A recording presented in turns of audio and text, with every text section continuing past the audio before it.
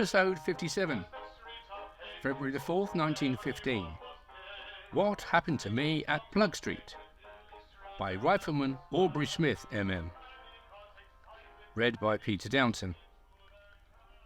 Quite early in the war, drafts to the fighting regiments were sometimes allowed to make their acquaintance with the front line by easy stages. Rifleman Aubrey Smith of the London Rifle Brigade spent his first days in a barn near Ploegsteert, on fatigue duty.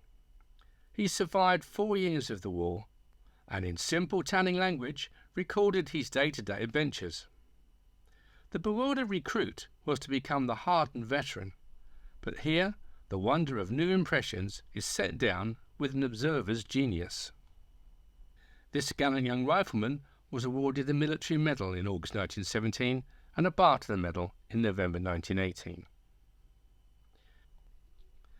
Last night, February the 3rd, 1915, we came to a barn, about 3/4 of a mile from the trenches, and I found myself billeted in a loft. After dark, our section had to take up rations to a support farm nearer the trenches. It was very dark, and it's marvellous that anyone can remember the route. Leaving a lane, we turned into a field. Needless to say that all the way we trod in very thick mud, and sloshed along beside a wide ditch of water, which was the only thing I could see, except the outline of the man in front. Can you picture it? Field after field, separated by ditches. Occasionally we cross a small stream bordered by a couple of planks, and the party slows up to allow all to cross over, then on again. We turn to the left and tread through some more water, but a flare goes up on the horizon, and we are able to pick away for a few seconds. A muddy field, all glistening with water, and the outlines of short stumpy trees are visible against the sky. We spot a narrow brick path, which we follow, and presently have to jump a stream. One man stumbles, and the party has to wait for him. Another, overburdened with a rather heavy sack, calls out, "Losing touch!" and the pace is shortened. My package is a sack, and a huge piece of bacon tied on top, which nestles confidingly against my neck and hair, makes me feel I am not alone. Soon we tread a very muddy turnip field, and have to duck a piece of wire overhead, which the first man discovered at the price of his hat. It's very interesting and weird, and the flares serve to make it all more unusual. The flares go up frequently, sometimes 3 at a time. A few bullets whistle over our heads, but strangely enough we don't seem to notice them. At last we approach our destination, a dark farm. We tread a cinder path leading up to it, and enter to see a platoon of men comfortably settled down there on straw, with a nice blazing fire. After depositing our loads we turn back, and, by this time, having grown more accustomed to the light, are able to see something of our path. I find that what I had taken to be a ditch of water, which I carefully avoided, is really a wet path, and that a muddy bridge I had so gingerly trodden on is several foot wide. We arrived back and went to bed on straw, only to be awakened and told to put all equipment on and go to sleep in that attire. There have been a few shells flying overhead today and falling on some position far in our rear, and the noise does not seem at all alarming. It's a swishing sort of sound, ending in a huge explosion. Some of our guns are quite near us, replying to the German fire. I had to go up to our trenches last night, February the 5th, with a party who were carrying provisions, sandbags, etc. We halted at a little inn to get some of the things, and it was really funny to see the proprietor carrying on his business within a few hundred yards of the trenches, selling coffee and beer to the troops, with an incessant pop of rifle fire going on outside. Months afterwards we heard he had been shot as a spy, having had a secret telephone connected with the German lines. At this estimate, known as the demi-lune, the party of us waited for some time, for further stores to be brought up by a transport wagon. My bundle was a packet of 100 sandbags, which was as much as I could manage, as they were loose and kept slipping. We advanced in single file up the lane, where the mud was not too terrible if you kept right in the middle. Presently my load began to drop in portions, and I had to keep picking the muddy sandbags up and shouldering them again, so that I got left behind. My discomfiture was increased by the amount of rifle fire that was going on, and the bullets kept hitting trees and walls by the wayside with as loud a crack as the shooting of them makes. The flares seemed very close now, and I had not the least idea where to go. Fortunately, another of our men came along and helped me put my bundle together. He knew the way and told me the places where it was necessary to duck down. He said it was an unpleasant road for casualties from stray bullets, and I was very glad to be able to dump my load for a moment behind a barricade. It's very nice listening to the British guns, which are very active round here. Now I understand all that is implied when the bulletins say that artillery duels have taken place. German airplanes come along occasionally and get fired at. You may see several puffs of smoke in the air, but in order to detect the aeroplane you have to look about a mile away and half a mile higher. The guns on both sides don't seem to get the range in the air very easily. If the airman succeeds in locating the positions of the guns, we get shells whizzing over us intended for our batteries. Yesterday these shells fell in Ploegsteert and in the fields around, but the British did not reply much. Today our artillery has been very busy, without any reply so far from the enemy. The firing line is so different from my conception of it. The entire countryside is quite flat, consisting of green or ploughed fields with groups of trees in the distance and lines of willows between the fields. Here and there are farmhouses, thatched cottages and small houses, and with the sun shining, the panorama is very placid and a peaceful one. Except for the noise of firing and the pop-pop of the rifles, we might be in Kent. This is the third day, February 8, 1915, of our stay in billets in Ploegsteert. Sergeant, now Corporal Fuchs, Cox, Sweeting, Gurner and I are in a house in the village, and have the front room to ourselves for sleeping and eating, and the people are very obliging.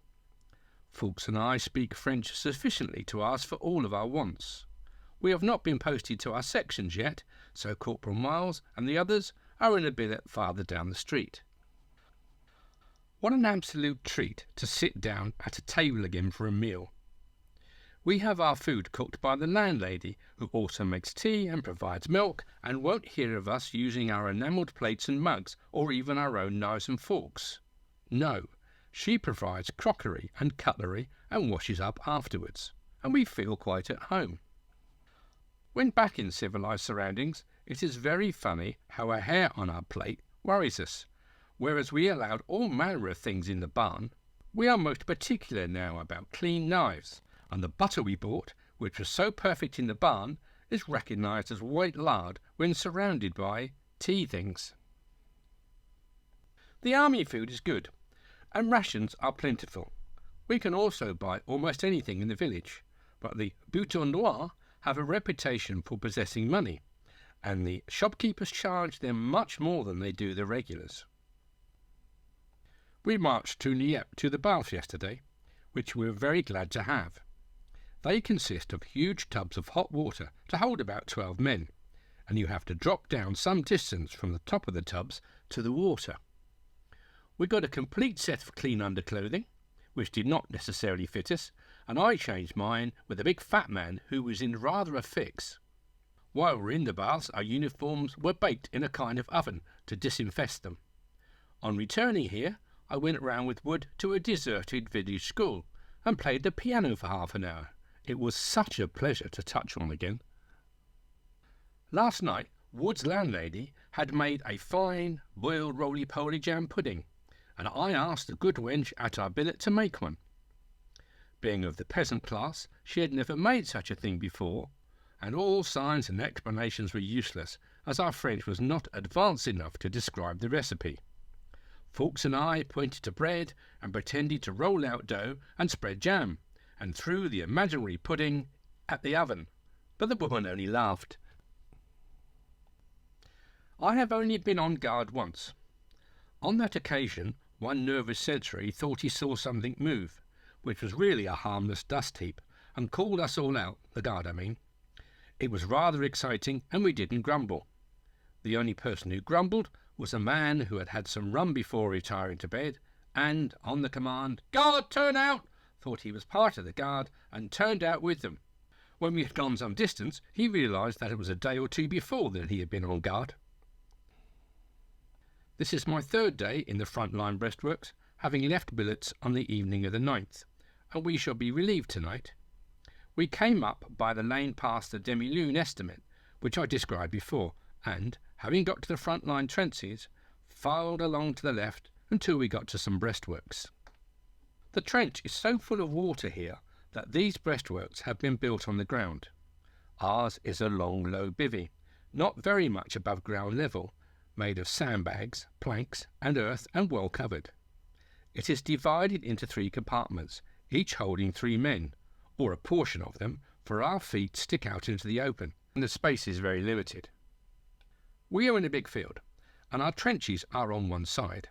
To the right they are manned by our company for some few hundred yards, and then the Essex regiment continues the line onwards in the direction of Armentières. To our left is another breastwork, manned by our platoon, and beyond them there is a considerable space before the East Lancs trench begins at the outskirts of Le Guer. 300 yards away is the German trench, which we observe through a periscope. The field itself is a mass of wet brown mud without anything growing, but with thousands of cans and empty tins thrown about near the trenches. All we do is cook meals, read, write, and keep guard. We start off with a sip of rum to warm us, and then cook bacon as best we may on an improvised barrier deposited on a duckboard path behind our breastwork. Everything is done under difficulties, as we have to keep very low to avoid being seen, and from morn to night we are unable to straighten ourselves. The Germans appear to have superiority of fire as regards musketry in this part of the line. They have snipers posted and plenty of loopholes, and keep up a constant fire all day long. Ping, ping, we hear continually as they hit one object or another in the vicinity. It seems to be the aim of one sniper to reduce a certain house to ruins, as he keeps chipping off pieces of brick. As for us, we keep silent. As far as I can see, the whole British line keeps silent, and treats them with contempt. As a matter of fact, it would be difficult to reply if we wanted to, as we haven't any loopholes, and it would be madness to stand up and fire over the top.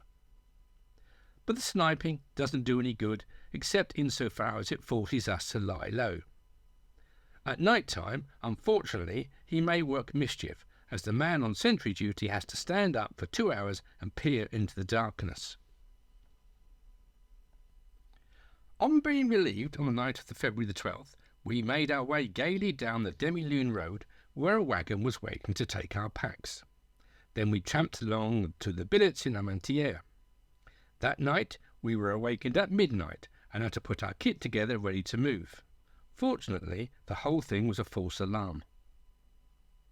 This seems like a big military town in England, and the appearance of a French soldier is, of course, a rarity. The thing that strikes you most is the enormous number of motor lorries driven by the ASC.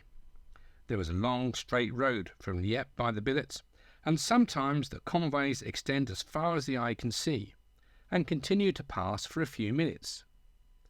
Then you will see a company of very spick-and-span troops, who are obviously new arrivals, and then there will be an almost unending line of horses being taken out for exercise in the other direction.